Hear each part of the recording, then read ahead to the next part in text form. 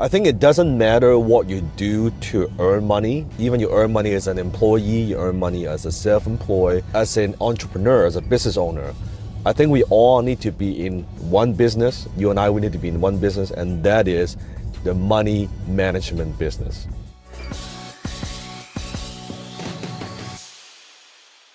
Doesn't matter how you earn your money, you must treat your business, what you do, like a business. How do you manage your money? Because most people, when we go to school, we learn how to get a job, or as an entrepreneur, we learn how to build a business, we learn how to make money, but very few of us know how to manage money well. How do you actually manage money? You see, I believe there are two types of people you need to study. The first type is the people who have become successful and they have stayed successful for a long period of time. Don't go study people that they have succeeded but only last a short period of time. Instead of like say Warren Buffett or Bill Gates or some of those successful people where they have succeeded but they have stayed successful. And the second type of people that you want to study, depends on what your goal is to study people who have succeeded at a young age.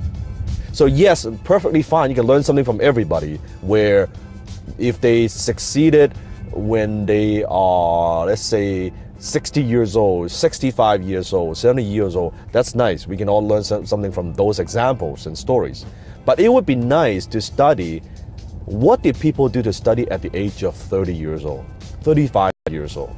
It didn't take them 30 years. It took them maybe 3 years, 5 years, or maybe only 7 years or 8 years. What did they do? Because I could tell you that the way that they think about money, the way they think about wealth or success is a different perspective. So in order for you to manage your money when it comes to financial planning, I believe there are 4 stages that you go through. I talk about this in another one of my video about that in life you go through 4 stages. And when it comes to these 4 stages, you also need a financial plan for all these stages. So number 1, and that is a financial plan for survival. And most of the time, people at a survival stage financially, they have no fucking financial plan. Their plan is spend whatever I earn. That's it. That's the financial plan. And if they're lucky, they're not in debt, but most of them, they are in debt, right? The financial plan for survival, what you focus on is simply making enough money that your income exceeds your expense, instead of your expense exceeds your income, which actually, believe it or not, it's a big part of the population. That most people, they spend more than what they earn, right? Every single month. And that's why they rack up their credit card debts and all these things, especially in the United States, very, very common. So, financial plan for survival. Earn more than what you spend. That's all you need. Let's just get to that point first. And then you get to the second stage, which is you need financial plan for security. For security. I'm talking about putting away, depends on what your situation is, 3 months to 6 months of cash away, right? For the rainy day, emergency fund, right? The way you budget, the way how maybe you are in saving and investing 10% of your money, just putting some money aside. At this stage, you're focused more on the saving aspect, right? Not only now you are earning more than what you spend, but now you're actually saving some of that money, right? That's a financial plan for security. Now, then the next stage, you need financial planning for success. This is different. And now you are setting yourself up for comfort, for abundance. Now at this stage, then most people, now you're thinking about as an entrepreneur, let me give an example.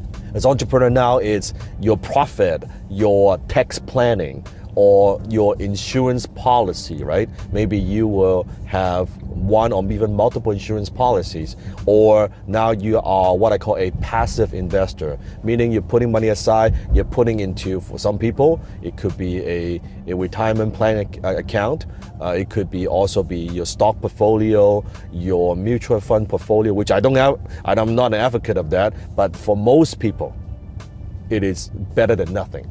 It's better than nothing. Some plan is better than no plan. And they're putting some money aside, you're setting yourself up for hopefully a comfortable retirement, right? That's a financial planning for success. And there are different levels when it comes to that. At a higher level, where in the beginning of my career, I had, of course, like nothing, right? Then I make a little bit of money, I kind of put some money aside, go through this stage, financial planning for comfort, for security. Put some money aside, put some savings aside, and then once you accumulate enough money, then you can put into some kind of, you would say, more modest or conservative kind of investments. And then once you do enough of that, once you have more money coming in, the game changes. Because when you become an accredited investor, when you become a more sophisticated investor, the investment world opens up to you, where now you're not investing in things that most people invest in. You have access to investments that most people don't have access to, right? So if I am having, and then you also would start putting together a team, which evolves into more now the fourth stage, which is financial planning for significance. That's legacy. That's when you have so much money that, okay, how are you gonna allocate some of that to charity? How are you gonna allocate that to pass on to the next generation, right? The legacy. How are you going to make sure that after you pass away, how are you going to minimize the tax that you pay? It gets more complex because, example, personally in my life, when for financial planning, where it's not so much just I talk to my accountant, so I have my financial planner. Now, your financial planner, most of the time, they are experts in their own field. They can give you a lot of technical advice, but most of the time they're not wealthy, right? So you can take the advice, but you still need to process and filter out, does that make sense? Just because they tell you do A, B, C, and D doesn't mean you have to do A, B, C, and D. Maybe just do B, or maybe just do A. It's perfectly fine. But as the CEO of your money management business, you have to know how your money works and how you want to allocate your money, resources, and capital. So in my case, I could have a meeting with a group of them where I have the accountant, right? I have the bookkeeper, but then I also have my tax strategist and expert, and then maybe talk to my real estate broker about what investments to make next, right? How the money will flow through. At the same time with my financial planner, with my insurance person, how that would work. Maybe I need to buy more insurance to have revenue flow through that to minimize my tax. Everything is much more complex because everything has to kind of work together. It's not so linear about this. They need to talk to each other. That's a very different level of financial planning. You may not be there yet, but I would say start somewhere. Depends on which stage you're at. Maybe you're just at a survival stage. Make more money, develop your high income skill. You're now making more money, well, save some money. You gotta save some money so you can invest. Not saving money just for the sake of saving it, right? You save the money and then you can invest and move on to stage 3. So you have some kind of financial plan. Now, one of the things I don't like to do is to give you like certain tips about, oh, you should invest in this and shouldn't invest in that, because what you invest in depends on your risk tolerance, also depends on what you like, also depends on what's your expertise. Most importantly, it also depends on what's your goal, right? What kind of return are you looking for? How much more capital are you going to have? Or this is all the money that you have? Or are you like an entrepreneur, you're a successful CEO, that you have money coming in constantly?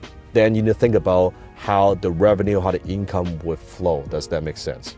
That's the answer. That's financial planning, and that's how you can retire comfortably, how you can retire young and retire rich. Any other questions? Comment below. Until next time, I'll see you in my belly.